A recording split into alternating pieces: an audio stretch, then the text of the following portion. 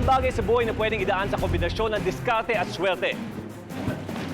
Pero ang bawat tagumpay nakasalalay ng buong buo sa husay ng mga atleta. Dahil sa kanilang bawat galaw, sakto, walang tsamba. Dahil ang sports, may science. Ako po si Paolo Bedjones. Samahan niyo ko sa pagdiskubre sa mga sikreto at siyensya sa mundo ng palakasan na talaga namang astig.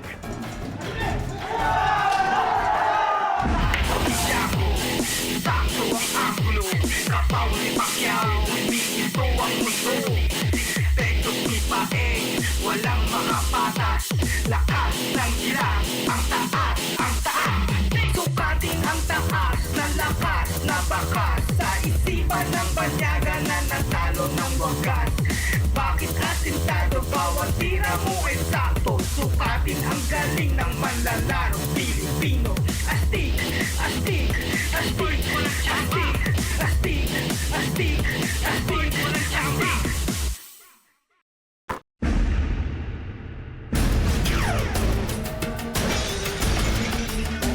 Astig ngayong gabi. Suntok, sipa, hampas. Ilan lang ito sa signature moves ng 5 sa pinaka-sikat na martial arts sa mundo. Ang technique, power at disiplina na itinuturo sa mga martial arts na ito. Ating susukatin para malaman kung alin ang pinaka-epektibo pagdating sa laban. The Filipinos are the best in knife and stick fighting in the world. Walang pwede mag-dispute yan kahit sinong puti, whatever. Hindi lang basta angas at tapang ang sandakan ng mga mixed martial artists. Bahagi din ng kanilang fighting arsenal ang iba't ibang paraan ng pakikipaglaban. Pero paano ba hinuhubog ang isang mahusay na MMA fighter gamit ang kombinasyon ng iba't ibang martial arts technique? You find certain techniques repeat themselves. Why? Because they work. Once you have proper body mechanics, it follows through for different sports. Ang masagot ng mga eksperto at ang nakabibilib na science sa mundo ng palakasan na talaga namang astig. Sukatin ang galing ng manlalarong Pilipino. Sukatin ang galing ng manlalarong Pilipino.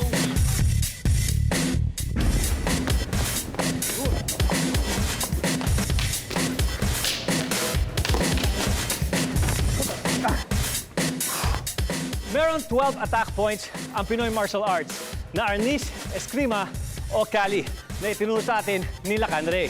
Ito ay ang sentido, 1, 2, sa may braso, 3, 4, dito sa may tiyan, napasaksak, 5, 6, punta tayo sa tuhod, 7, 8, tapos sa dibdib naman, pasaksak ulit, 9, 10. Ang 11 ay sa ulo o sa crown, 1, 2. Ayon kay Ray, pagkahilo, pagbagal ng reflexes at tuluyang pag-blackout. Yan ang maaring abutin ng isang tao na tinamaan doon sa mga lethal points na pinakita ko. Pero ang tanong natin dyan, uubra kaya ang lethal striking power ng arnis laban sa ibang klase mga combat sports? Arnis, taekwondo, muay thai, jiu-jitsu o karate. Ano nga bang pinakalitan at astig na martial art?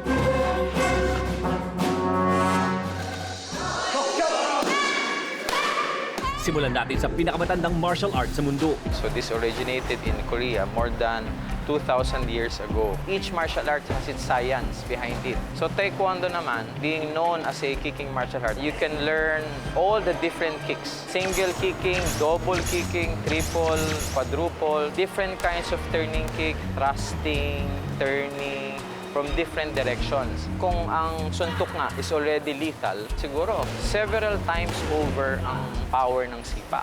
Una, because of its weight. Tapos, yung range ng sipa. Plus, of course, andyan yung buto.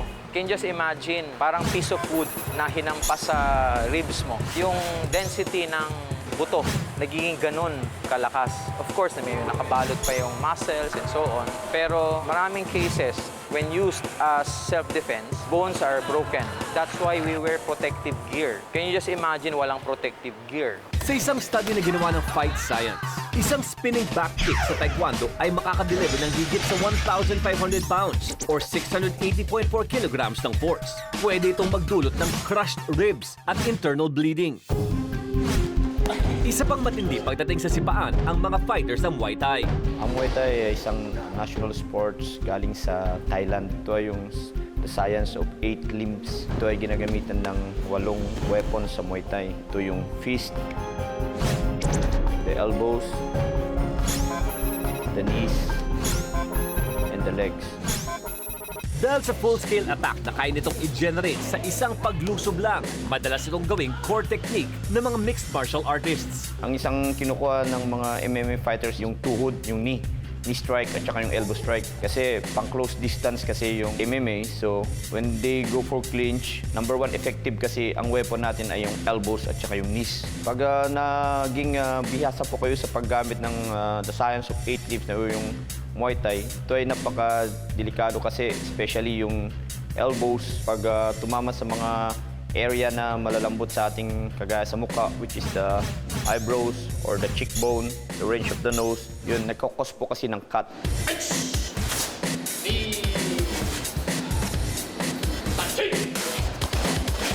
Karate do actually means the way of the empty hand. Wala kayong hawak at gagamitin nyo yung kamay nyo o yung katawan nyo as a weapon. Karate is a linear martial art, meaning mga strikes namin usually or mga suntok namin ay mga diretso, straight line. Because they believe mas mabilis dumating ang suntok pag from point A to point B, hindi na kailangang umikot, kundi diretso. Okay? So yung power ng straight punch, okay? And actually straight punch ito, tawag dito reverse punch. Okay, ang power galing sa sahig. Okay, yung paa, sinisikat ko.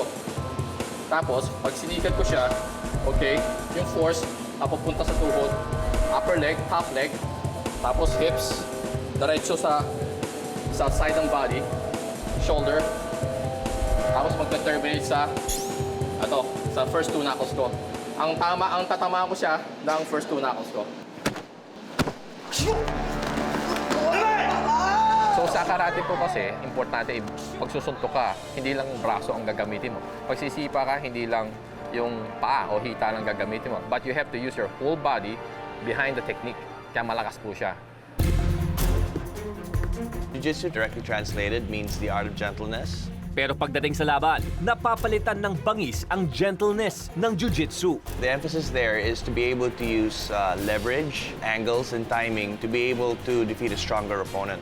Malaking bagay ang gravity at distance sa jiu-jitsu. Yung jiu-jitsu fighter, syempre gusto nila lagi sa ground. So what they do, kung wala silang striking, is they have to close the distance. Kailangan makapitan kagad nila, i-take down nila. Tapos pag na-take down nila, yan, nakakapos sila ng submissions. Basically, if you put yourself in the correct position, with one finger you can control, an arm. A smaller person who's like only 100 pounds can control a 200-pounder. To defend against a jiu-jitsu fighter, you have to know how to stop the takedowns. Kailangan may maganda kang sprawl, may maganda kang clinch. Pag yung dalawa na yan meron ka, hindi ka makapitan ng jiu-jitsu fighter, panalo ka na.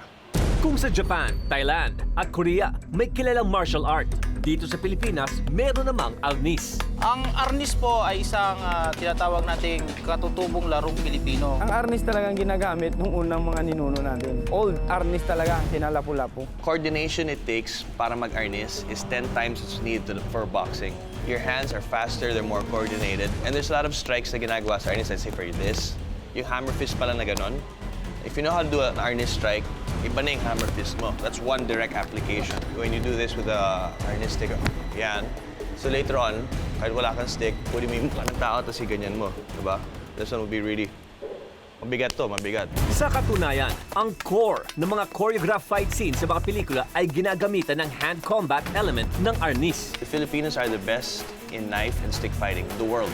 Walang pwede mag-dispute yan, kahit sinong puti, whatever. Filipinos are the best there, hands down.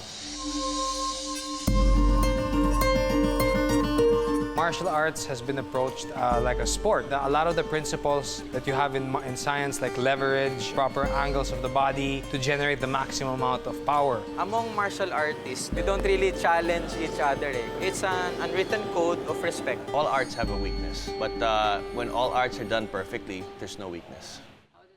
Sa paglipas ng panahon, tuluyan na nag-evolve ang Pinoy martial art na arnis at nakilala na rin sa iba't ibang bahagi ng mundo. Pero ang pinsalang dulot ng combat sport na ito, nananatiling delikado, lalo na kung praktisado sa pag-asinta. A lot of people ask me, what is the best submission hold? The best submission hold is the submission hold you train the most. And the most dangerous martial art is the martial art you train the most. Sukatin ang galing ng manlalarong Pilipino. Sukatin ang galing ng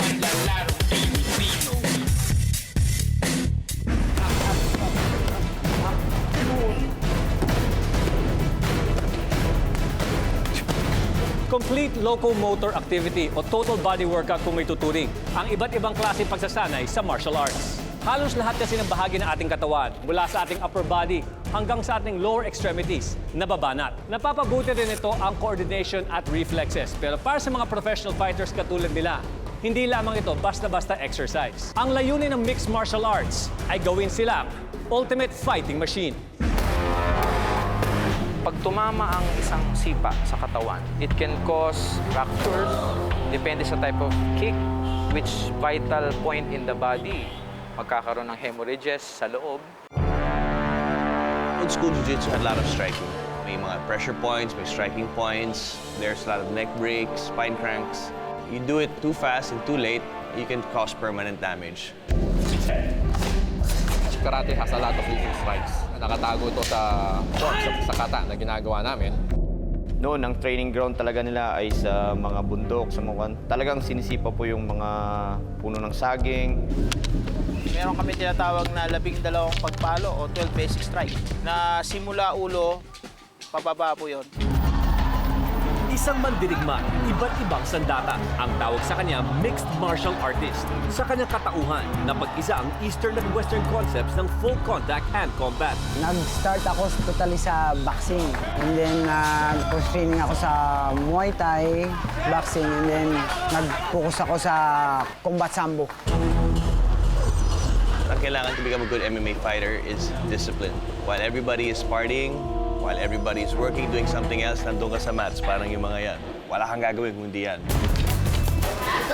Mula sa 5 nabanggit na martial arts, hinuhugot ng mga MMA fighter ang iba't ibang style sa pagkikipaglaban. Elbows is the most feared weapon sa Muay Thai. Mas lalo na pag sa dikitan ang laban or clinch. Siyempre, nakukuha nila din yung mga locking techniques. Then, yung mga striking, of course, nandun din. Bentahe rin sa Muay Thai ang pagkakaroon ng matigas na shin bones para sa mas malakas na puwersa sa pagsipa. Isa raw sa mga epektibong paraan para gawing malabakal sa tigas ang binti ang paulit-ulit na pagsasanay sa pagsipa ng matigas na bagay. Ang bawat sipa raw kasi nagkikreate ng microfractures o maliliit na crack line sa binti na nagdudulot ng cortical remodeling sa buto. Sa oras na maghilom ang maliliit na cracks na ito at masanay ang mga binti sa impact ng matitigas na bagay, mas tumitibay daw ang mga shin bones. Kaya ang sipang pakakawalan nito, kaya na raw bumali ng isang baseball bat o 2 stick ng arnis. I don't think there's one single martial art that has everything. That's why yung isang fighter ng MMA has to study several martial arts. Like Machida, who is also very successful in the octagon, no? Karate-based po siya. He's Shotokan karate. Ang nakikita ko kay Machida is that he's using a tournament style of karate to face his opponent. And then I guess Machida also studied grappling. So importante, I think, for an MMA fighter is to have a core martial art. Can be Muay, can be karate, can be boxing. And then from there, you develop your other arsenal para gamitin sa MMA. At hindi lang arsenal ang idinadagdag, pati mga vital striking points, kinakabisado rin. May mga vital parts na tayo na dapat tanda ng ating mga player. The chin, yung jaw, solar plexus, the inner thigh or the legs, and the ribs, and the neck. Yan mga vital parts na tina-target namin sa Muay Thai. Sa Muay Thai, ginagamitan nila ng knee or elbow hits ang mga vital strike points. Ang isang full torque kick sa Muay Thai ay pwede mag-produce ng force o lakas na katumbas ng 2.5 tons. Sa sobrang lakas, maaari na nitong mabali ang ribs o baliin ang binti ng kalaban. Karate has an advantage as a striking art. In terms of, like, let's say, MMA, sila muna ang may advantage. Because isang karatista kasi, maganda ang distansya niya. Si Marcos, 3-time SEA Games gold medalist sa wrestling at ngayon MMA fighter. Hinaluan niya ng judo, Brazilian Jiu-Jitsu at boxing ang kanyang fight style. I strongly feel there is no one answer, there is no one proper combination of mixed fighter, but there are fundamentals from each sport. Once you put together, do make the essentials for making a good mixed martial artist. Ang bawat fighter, may kanya-kanyang pinaka-special discipline. Halimbawa, matuto ako sa boxing. Ang power ko doon sa kamay. You find certain techniques repeat themselves. Why? Because they work. Once you have proper body mechanics, it follows through for different sports. A lot of people ask me that, what is the best submission hold? The best submission hold is the submission hold you train the most. And the most dangerous martial art is the martial art you train the most.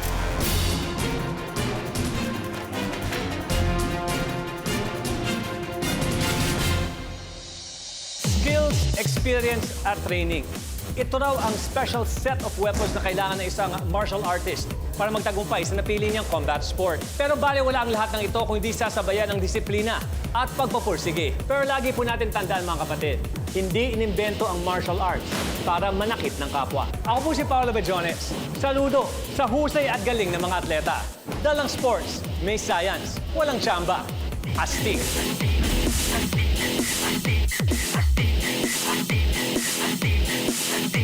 Sukatin ang taas na lakas na bakas sa isipan ng banyaga na natalo ng wagas. Bakit asintado bawat tira mo eksakto? Sukatin ang galing ng manlalarong Pilipino. Astig, astig, astig, astig, astig, astig, astig, astig, astig, astig, astig, astig,